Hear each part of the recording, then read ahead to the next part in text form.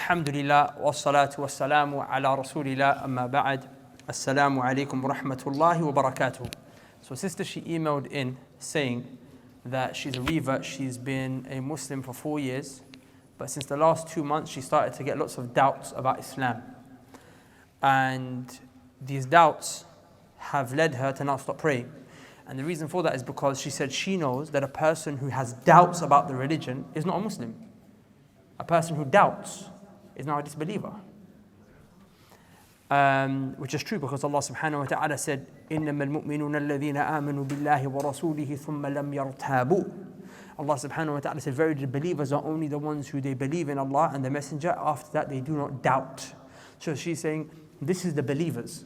Because I'm now doubting, that means I'm not a believer. So there's no point me even praying. Because I am now a disbeliever, I'm a kafirah. So she wants some advice. So inshallah ta'ala, I'm going to mention 2 things. The first thing I'm going to mention is the difference between doubts and whispers from shaitan. Because people get confused between the two. Sometimes a person might be having whispers from shaitan and they'll actually think this is a doubt and then they'll think they're a disbeliever now.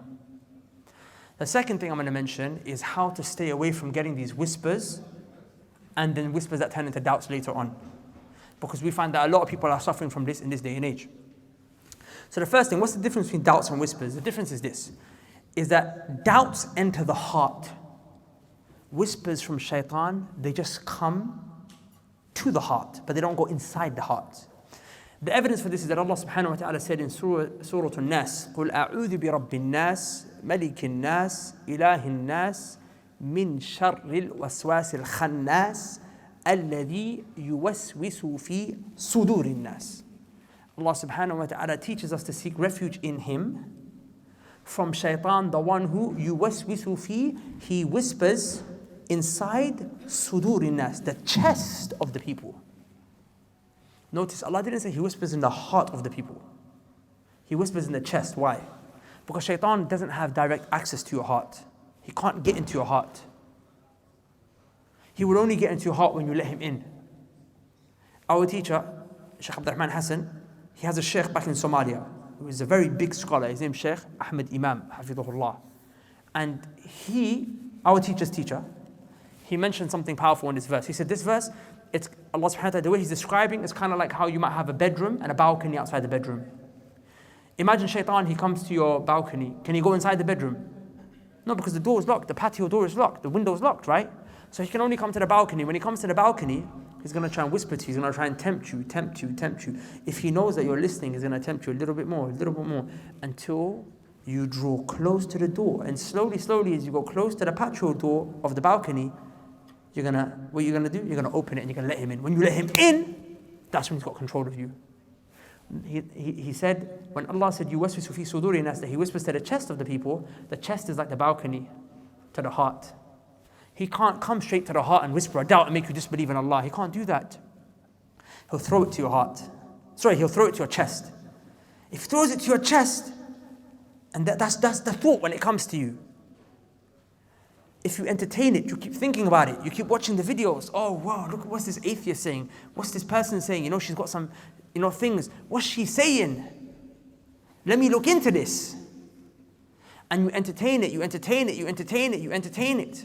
Eventually what's going to happen is it's going to creep into your heart. When it creeps into your heart, that's when you get to a stage of doubt. Doubt is when you're like, I don't even know.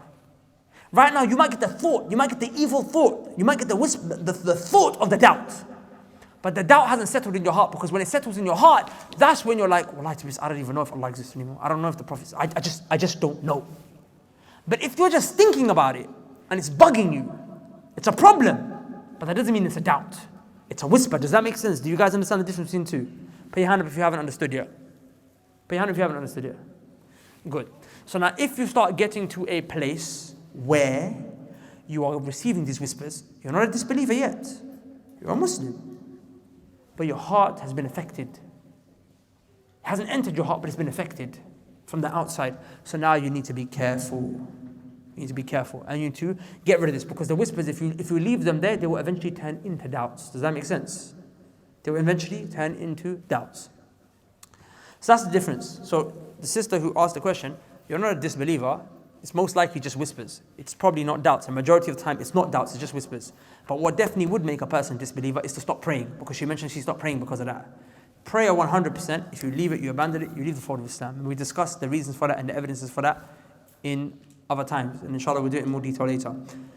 The second thing I wanted to mention on this topic, before we go into our lecture today, is how to stay away from doubts. So off the top of my head, I have just 5 things that will cause you to stay away from these doubts and whispers in the first place. I would like all of you to take note of this, inshallah. Even if you don't take note in detail, just take note of all 5 things. And I'll mention each one and bring an example and evidence for each. These 5 things will protect you from whispers, and if it protects you from whispers, it will automatically protect you from doubts, because the foundation of the doubt is the whispers from shaitan in the first place. Yeah? Okay, the first thing is your friends, the people that you keep around you. The people that you keep around you, your companionship. The Prophet ﷺ said, "Ar-rajulu ala dini khalilihi falyanzur ahadukum man yukhalil." The Prophet ﷺ said that the person is upon the religion of his friends. So be careful, each one of you, be careful who you make a friend. If your friend's an atheist, then what's going to happen to you? If your friend is an atheist, what's going to happen to you? If your friend's a secularist, a liberal, what's going to happen to you? If your friends are feminists, what's going to happen to you? It's going to affect you.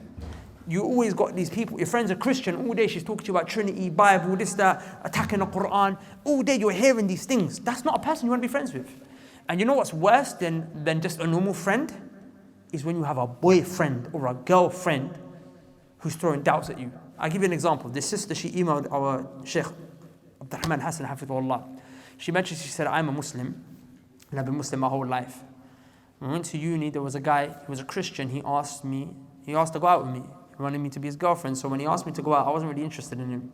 Anyway, the year went by, summertime kicked in, and he basically I don't know what happened. He must have gone gym, he came back looking buff. And she was like, I don't know what happened, I just ended up liking him. So now we're in a relationship. She said, we're in a relationship, and I really like him, I really want to get married to him, but obviously I know I can't marry a guy who's a disbeliever. So I asked him, can you please become Muslim? And he looked at me and he said, I'm happy being a Christian. Why is your religion unjust? My religion doesn't force you to become a Christian in order for me to marry you. I can marry you without you being a Christian. Why does your religion force me to have to become Muslim? That's a very stupid argument, but he flavored it to her in such a way where it entered her heart. And she said, I started thinking, yeah, why is Islam unjust? Why doesn't Islam want 2 people who love each other to be together like that? Why does religion get in the way? Forgetting all of the reasons and the wisdoms for why you're not allowed to marry a disbeliever. Because she's ignorant of it. Now it entered her heart. And she started to think Christianity is a bit nicer. So she sends in this email saying, she's swearing in the email. She's swearing in the email at herself, saying, I don't know what's happened to me. Now I'm thinking to become a Christian. I'm actually thinking, I'm having thoughts of wanting to become a Christian, of going to the church. Why? Because of a boyfriend. How many girls like that when you see a sister? Righteous girl, wallahi. Maybe not even righteous, just even if she's culturally Muslim, she's rolling around with a kafir, it should break the heart, this man. Because she's going to go down that way. Women are more susceptible towards this influence than men. And even men have left the fold of Islam because of women. Be careful who you keep around you. If it's a friend, it's peak. If it's a boyfriend, girlfriend, it's even worse. The second thing to protect yourself from doubts, stop watching these Hyde Park videos. Stop watching these Hyde Park videos. People, when I say Hyde Park, I don't just mean Hyde Park videos. I'll explain to you in a second.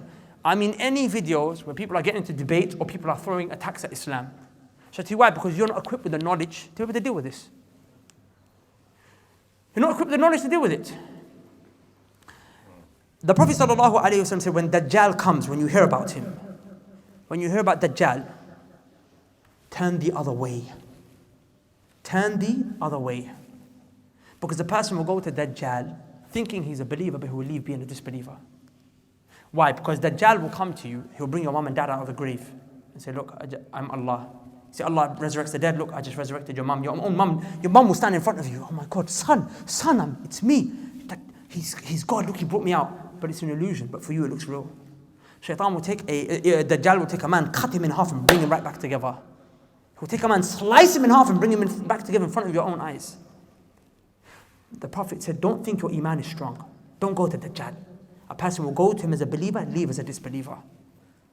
But there's going to be those idiots What can I say? Wallahi, I really want to see that eye. I heard about that floating eye. I just want to look at it from far. From far, I'm just going to look at it, take a quick snap, put it online, hashtag Dajjal, then I'm going to go back to join the Mahdi. They're going to say, I really want to see that kafir written on his forehead. They're going to think that iman's intact. The Prophet said, turn the other way. To show you when fitna is there, don't go to the fitna. Don't go to the shubha, where doubts are going to be. So the same way, you're watching these Hyde Park videos, you're thinking, I'm equipped. You're thinking, I'm equipped, don't worry, my religion, I'm strong. I'm just going to watch a little atheist talking to a guy here and there. I'm just going to watch a little thing here and there. And I'm going to be all right. My religion's going to be strong, don't worry. But little do you know, you're listening. And the guy says something, you don't have an answer. You don't know how to respond. It creeps into you. Another sister messaged me, she watched a video of some girl who left the fold of Islam. Right? And she's talking all this nonsense about feminism and women's and sex slaves. And who said anything about sex slaves? Islam doesn't have sex slaves. Yeah, there's a discussion around slavery and whatever have you. And there's a nuanced discussion. It's a very just discussion when you know about it. We could talk about it another time, another place, because now is not the time and the place. But the point of the matter is that she watched a stupid idiot talking. And what happened? I'm not saying the sister was stupid, but the stupid idiot was talking. And then what happened? She wasn't prepared for what she was listening to, so the doubt entered into her heart. That's why there was a guy who went to Hyde Park. Many of you might have seen. He was a disbeliever. He became a Muslim. After he became a Muslim, he became a disbeliever, became a Christian again. What happened now? He became a Muslim again. May Allah protect him and keep him Muslim, but he keeps shifting and changing. May Allah protect him. But the point is, you're going to a place where you have no knowledge and you're constantly hearing things.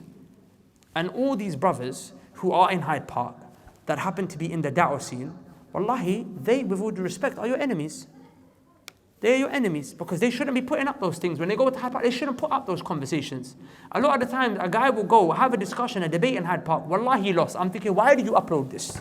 Have some self-respect. Have some izzatun nafsi, ya akhi al-aziz.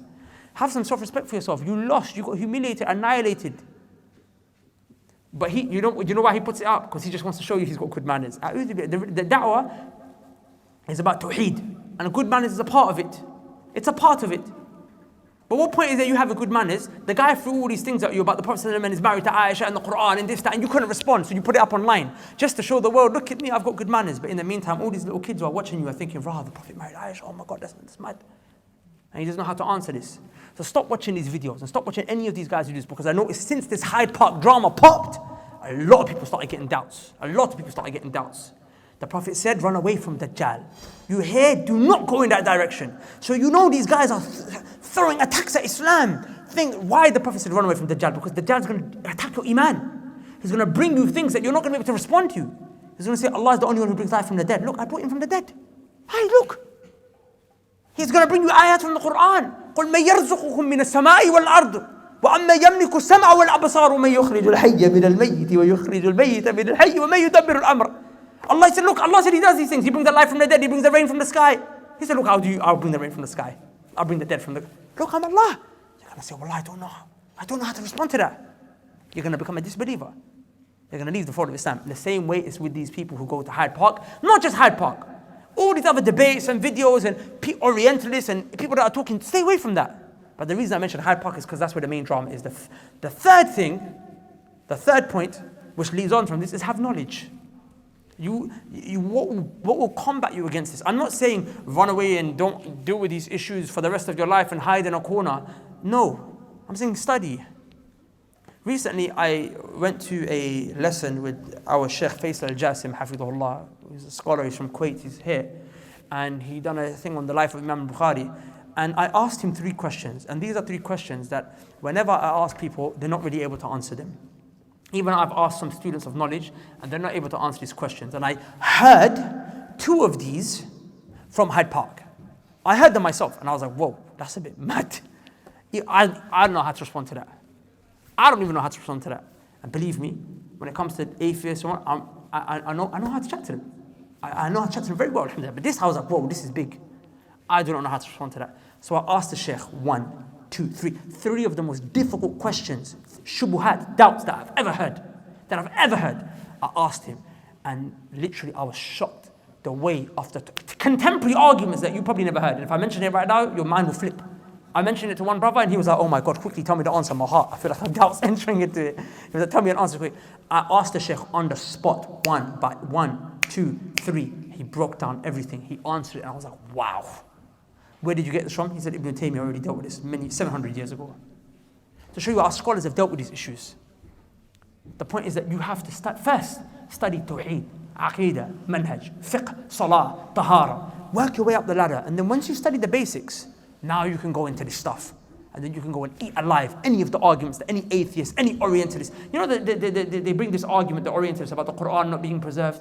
Everything they got it from the Shia, because the Shia are the one who believe the Quran is not preserved. Look at how Ibn Taymiyyah in his Minhaj al-Sunnah al-Nabawiyyah refuted the Shia. Look at how he refuted them. He deals with all of these issues in so many other places. You just have to learn. But the thing is, how are you going to know what Ibn Taymiyyah said? You haven't studied Arabic, you haven't studied Sarf, you haven't studied Usul al-Fiqh, you haven't studied Mustalah al-Hadith, you haven't studied Qawaid al-Fiqh. You don't know these subjects. Study that first, learn Tawheed, and then I promise you'll be able to deal with them. But wait your time. I mentioned 4 points or 3 points? 3. Friends, stay away from the doubts, seek knowledge, and isti'adha. Ask Allah to protect you. Ask Allah subhanahu wa ta'ala to protect you. Every day you should be doing the dhikr. قُلْ أَعُوذُ بِرَبِّ النَّاسِ مَلِكِ النَّاسِ إِلَهِ النَّاسِ مِنْ شَرِّ الْوَسْوَاسِ الْخَنَّاسِ الَّذِي يُوَسْوِسُ فِي صُدُورِ النَّاسِ مِنَ الْجِنَّةِ وَالنَّاسِ. Every morning after Fajr, you pray Fajr, you read Al-Ikhlas, Al-Falaq, Nas, 3 times. Blow. Rub it on yourself. Read the meaning. It protects you. After Maghrib, you do the same. It protects you. After Asr, you do a dhikr. أعوذ بكلمات الله التامات من شر ما خلق. The Prophet sallallahu alaihi wasallam in Sunnah Tirmidhi, he described this dhikr, where you seek remembrance of Allah, in which you seek Allah's protection. These things that I just mentioned, this dhikr, this adhkar. The Prophet sallallahu alaihi wasallam said, it's like, imagine that someone's chasing you. Someone's chasing you, and he's gaining on you, he's just about to grab you. But suddenly, just as he's about to grab you, you enter inside a strong fortress. The door closes right behind you. You're standing, protected, fortified. No one can get inside, right? The Prophet said, that's what it's like. Shaitan, it's like he's running after you. The moment you say, أعوذ بكلمات الله التامات من شر ما خلق. That's it, the door's shut. Shaitan can't touch you. The gate's closed, wrapped. It's a shield. Allah just made a force field around you. Can't enter, can't touch you. Jinn possession, evil eye, magic, shubuhat, doubts, all this. Can't touch you, akhi. Can't touch you. You have to do this on a day to day. And I don't remember the 5th thing that I mentioned, that I was thinking of, but we'll leave it there. Subhanakallahumma bihamdika, ashhadu an la ilaha illa anta, astaghfiruka wa atubu ilayk. Hey guys, I really hope that you benefited from that video. Before you go, I want to ask you a really important question. Have you guys ever thought about studying Islam and seeking knowledge? If not, then I want you to reflect upon this hadith of the Prophet sallallahu alaihi wasallam. The Prophet said that seeking knowledge is obligatory upon every single Muslim. Of course, that doesn't mean you have to be a scholar, but you have to know the basics in order for you to be the best possible slave and worshipper of Allah that you can possibly be. So we decided to provide a solution for this. You see, many people want to study, but they don't have the means or the resources to do so. So we set up an online institute called the Knowledge College, where you can study Islam from the comfort of your own home. So if you want more information on the Knowledge College and you'd like to sign up, go to the link below, check out the website, and hopefully we'll see you on the other side. Assalamu alaikum.